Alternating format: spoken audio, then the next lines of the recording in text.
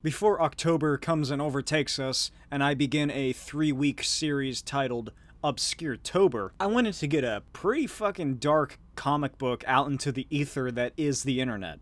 This also coincides, I guess, with the recent news that Sabretooth is getting his own comic book series, I think, sometime in either late 2021 or early 2022. But before I talk about this book, make sure to leave a like while I go over some plugs. If you're in southern Arizona and you're free on October 2nd and 3rd, then come and see me at YumaCon, a comic convention in Yuma, Arizona, where I will have a booth at.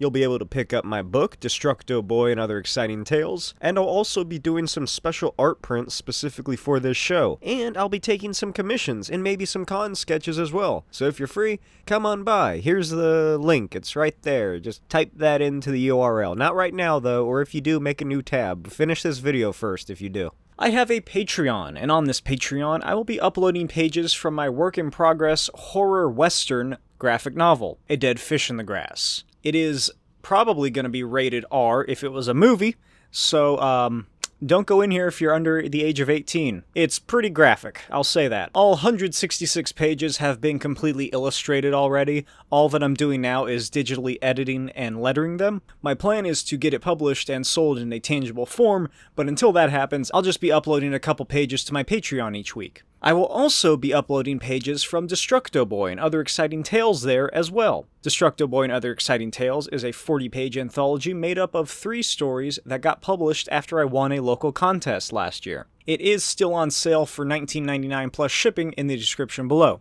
For $2 a month, you get access to Destructo Boy pages that I will be uploading each week. And at the $3 tier, you'll have access to both Destructo Boy and A Dead Fish in the Grass. At $5, you get something else. I can't remember what it is off the top of my head, but it'll be on the screen. Look at it. Here's all the tiers. Released in 1996, plotted by Dan Abnett and Andy Lanning. That's right, the guys who did that awesome Guardians of the Galaxy series before the movie came out and ruined the characters. No offense, James Gunn, I love those movies. But Star-Lord went from a badass space cop to a man-child. Look, my name is Peter Quill. I'm the leader of the Guardians. We're an intergalactic peacekeeping force. We work together to keep the known galaxy stable. Written by Dan Abnett with art by Frank Terran and colors by Christy Scheel, this is What If 87, Cat and Mouse. And it's basically that old Chris Claremont X-Men story about Kitty Pryde staying at the mansion during Christmas because she's Jewish. So everybody just left her alone there because she doesn't celebrate the holidays, so why invite her to any festivities? This comic, like most What If comics, diverges from a specific issue. This one being Uncanny X-Men number 311, which involves Victor Creed, aka Sabretooth, escaping from his prison cell at the X-Mansion when the Beast accidentally causes a power surge, and all the power goes out. So Sabretooth is freed, and he's trying to kill everybody before making his getaway. Unfortunately for him, Bishop, the time-traveling guy, catches wind of what's happening and stops Sabretooth from killing Jubilee as they fight in like the weird tunnels beneath the school. And luckily Jubilee is then able to zap Sabretooth with her powers before he kills Bishop, and everyone breathes a sigh of relief. This book begins with Jubilee standing over Bishop's corpse. She freaks out and runs away to the communication system where she tries to get in contact with any of the others who are still in the mansion because, like, I don't really remember what happened during this time, but, like, Scott and Jean got married and Wolverine had fucked off again and there's, like, barely anybody in the mansion. This might have been around that time with the Morlocks or whatever were doing stuff. I don't know. But nobody is really in the mansion aside from, like, 3 or 4 other people. So she's trying to get in contact with them, and Beast is the only one who picks up from his lab. And Jubilee hurriedly explains what's happened. Beast then orders her to get back upstairs immediately, and she runs off into the darkness. Jubilee sneaks up into the higher levels of the subsection of the basement, and comes across the unconscious bodies of Iceman and Emma Frost in the medbay. At least she thinks that they're unconscious.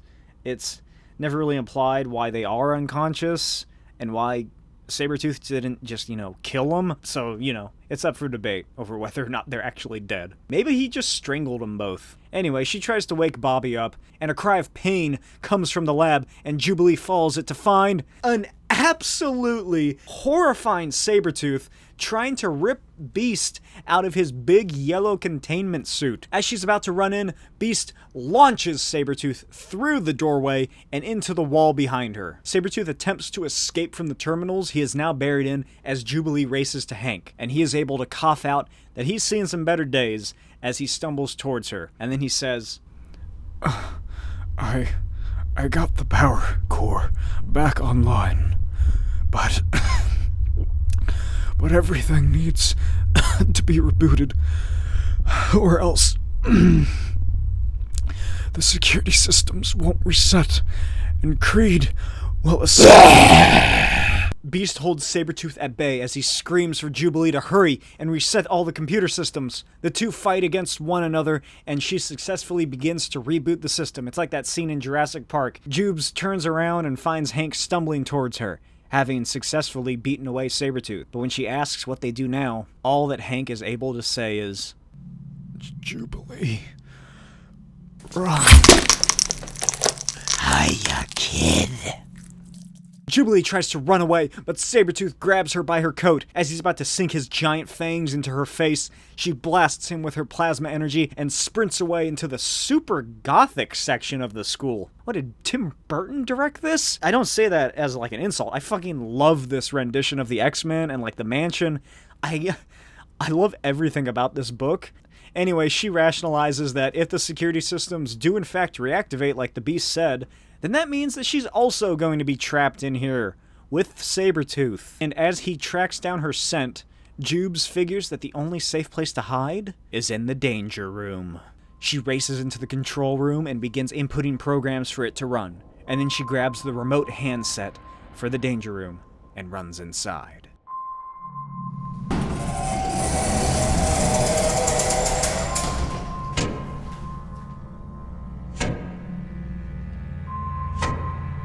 Shortcake, I can smell ya.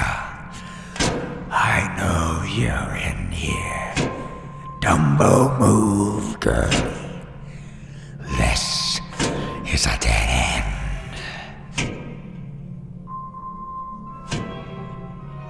Don't worry though, Uncle Victor's coming in to play with ya.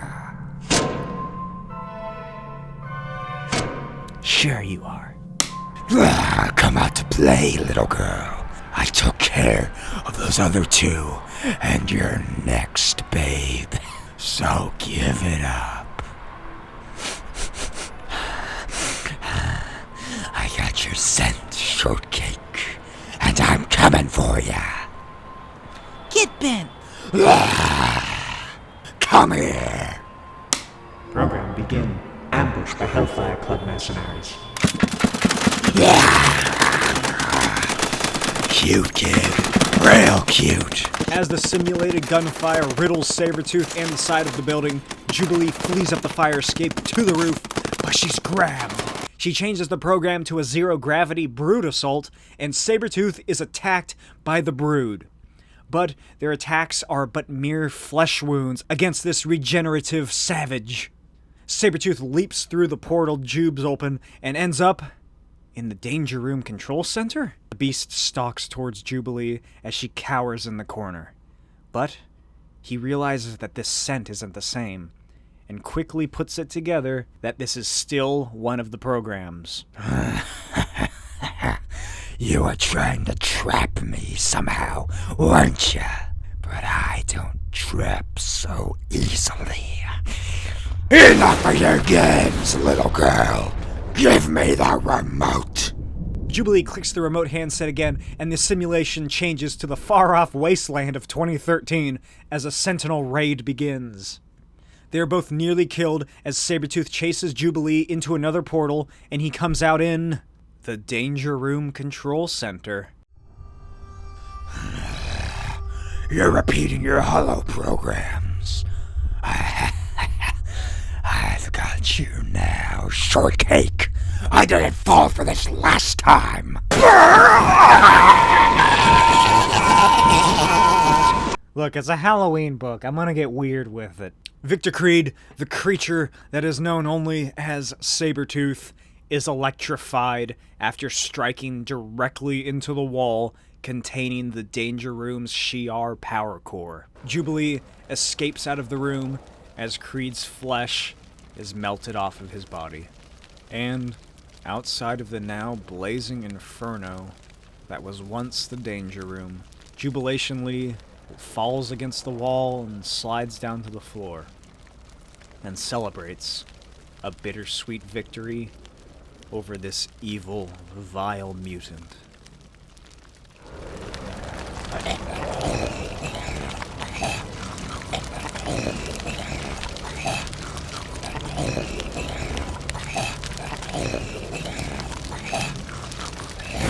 Now you play. No more tricks, no more games. Now you die. There you are, just a scared little mouse in the corner of an inoperable danger room.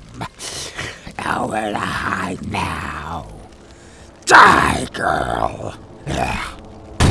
Hey, Creed! Up here! No. You're locked in now. And you ain't never coming out. You're toast, mister. Program override. Laser field exercise routine. Warning. This program is running at maximum setting. Safety override has been disengaged.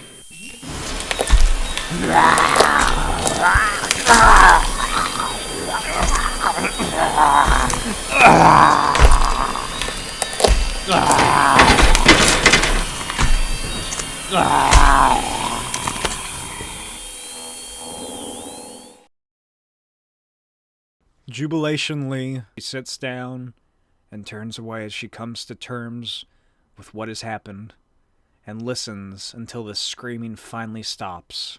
But somehow she thinks the silence is worse. The end. I hope you enjoyed this incredibly dark X-Men story. Let me know what you thought about it in the comments below. I think my hair's a mess right now. I got really into character as Sabretooth. I killed 6 people. Anyway, what did you think of this version of Sabretooth? I love him. I feel like this is what Sabretooth should always be. He should always be this manic, fucking lunatic serial killer that just is a monster. Like, that is so much more interesting, at least to me personally, than just the normal, I'm wearing a orange and brown onesie. Look at me. I'm big. I'm big Wolverine with claws. I got claws. Speaking of Wolverine, I also feel Wolverine should be similar to this. Not exactly that feral or manic, you know, but Wolverine, when I think of Wolverine, I think of like a boogeyman, like fucking Freddy Krueger if he was a good guy. You know, just a fucking monster man, you know, who is also a good guy. I would love if Marvel was somehow able to get Dan Abnett, maybe Andy Lanning. I'm not too sure how much he had to do with this story. I also don't know if those two are still like buddies. I feel like they had a falling out, or maybe I'm just making stuff up that I'm misremembering. But get at least Dan Abnett back. I love his writing. Get Frank Terran back, if he's still doing comics, and just fucking give them an X-Men series. Let them do whatever they want in like another universe over there. That would be incredible, and that would actually get me to buy some contemporary comics, especially Marvel comics. I don't really buy a whole lot of modern comics, but if they did that, fuck, I would get every issue. I'd have it on pre-order. I'd buy all the variants. Maybe not that far, but I would definitely love that to happen. CB Cebulski, stop pretending to be a Japanese man and get that to happen. If you didn't know that, he did pretend to be a Japanese man for a while. Here's what he looked like. Here's what he looks like now. Anyway, let me know what you thought in the comments, as usual, and I don't know. Here's some plugs. As always, patreon.com/smokey'svideos has pages from Destructo Boy and other exciting tales, which you can access for as little as $2 a month. For $5 a month, you can read the pages from my 166-page graphic novel, A Dead Fish in the Grass. It is an 18+ comic, so beware it's quite graphic, both violently and sexually. I've also started posting some work-in-progress pictures of another comic series I'm currently working on, which is my love letter to the Silver Age of comics, and comics in general. If you're in southern Arizona and you're free on October 2nd and 3rd, then come and see me at YumaCon, a comic convention in Yuma, Arizona. Anyway, I'll see you next time. Bye.